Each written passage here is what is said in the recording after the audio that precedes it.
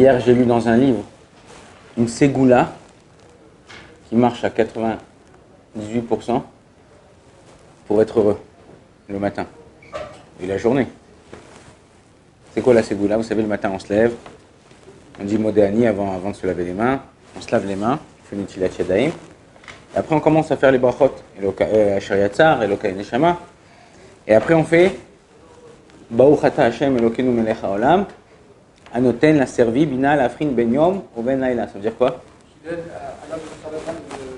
Pas à l'homme, au coq. Au coq. Alors, le discernement entre le jour et la nuit. Il dit, une fois que tu as fait cette bracha, tu te concentres, tu fermes les yeux, tu te mets sur un pied et tu cries 7 fois Cocorico. Ok, tu vois, déjà ça a marché, ça vous a fait rire avant. Ça vous a fait rire. Il dit, et si ça te fait pas rire à toi, ça te rend pas joyeux, au moins les gens dans ta maison, ils vont rigoler de ce que tu as fait. En vérité, un homme, s'il sait ce qu'Akadosh Baruch Hu lui a donné, il est content. Ah mais regardez, j'ai perdu mon travail, regardez, j'ai perdu ça, regardez, j'ai perdu ça, regardez. Attends, c'est Baruch Hashem, tu t'es réveillé, tu as envie. Chas Shalom. Quand on va, des fois, je vais visiter quelqu'un à l'hôpital, ou quand j'entends des cas, aux informations, machin, les mecs, ils peuvent plus bouger, ils peuvent plus parler, ils peuvent plus bouger leurs mains. Baruch Hashem, je bouge mes doigts, je bouge mes mains, j'arrive à sauter, j'arrive à danser, j'arrive à sourire. Akadosh Baruch Hu, il nous enseigne comme ça, la Gemara nous dit comme ça. Rien ne se perd, rien ne se crée, tout se transforme. C'est-à-dire, Akadosh Baruch Hu, il nous dit, on ne peut pas te prendre quelque chose qui doit te revenir d'après Akadosh Baruch Hu. Comment c'est quoi le lachon de la Gemara? Kemlo nima. Même l'épaisseur d'un cheveu. Nima, c'est un cheveu. C'est-à-dire qu'un mec, il ne peut pas te prendre un centime. Il y a une histoire ici, je ne peux pas dire le nom, c'est une famille française, ici à Ramoth. Elle a fiancé sa fille, enfin, elle devait fiancer sa fille. Ils ont fait une rencontre à Chidour avec un garçon, tout ça, super, c'est bien passé. En Israël, ils font une sorte de petit fiançailles, qu'on appelle chez les Ashkenazim le vort. Ok? C'est quoi?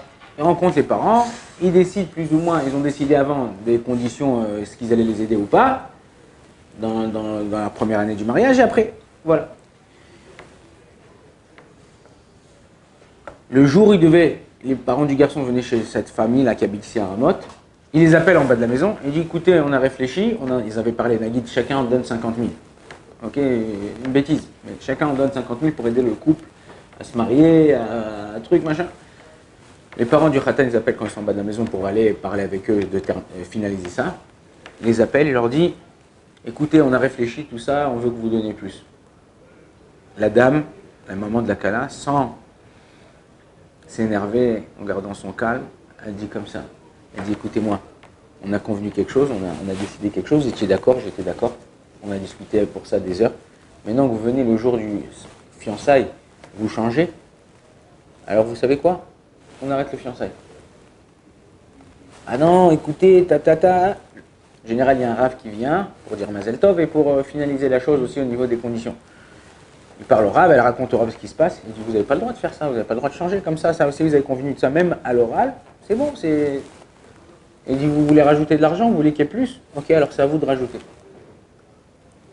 Bon, oui, non, tac. Bah, sauf c'est les parents du Khatan qui ont rajouté. L'histoire ne se termine pas là. Ils sont mariés. Au fur et à mesure du mariage, Baruch Hashem, ça allait super avec le couple, mais ils se rendent compte que quoi en vérité? Le grand-père de la fille et le grand-père du garçon, en Chutz Laaretz, quand ils habitaient pas en Israël, ils étaient associés. Et le grand-père de la fille et le grand-père du garçon, ils devaient la somme que les parents du garçon ils ont ajoutée. Eux, ils voulaient qu'en vérité, ils payent, machin, tout ça, La mère, elle a dit non, moi, nous, on a convenu quelque chose ça. Bah, sauf qu'est-ce qu'il a fait à Kadosh Baruch Hu? Il a fait que ce que lui il devait, ils ont fait que les petits-enfants, ils se marient, et que toi, tu rembourses ce qui doit arriver à la personne. Rien ne se perd, rien ne se crée, franchement. Quand à Kadosh Baruch Hu, tu dois te revenir quelque chose, même si ça vient pas maintenant, on dit, ouais, quoi, c'est un truc, machin, calme-toi. Kadosh Baruch Hu, il sait exactement ce qu'il fait quand il fait. C'est dur d'accepter, je ne dis pas que le contraire.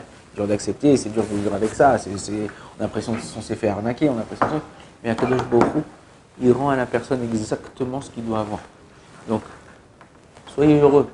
Cocorico tous les matins et c'est reparti. Bonne journée à tous.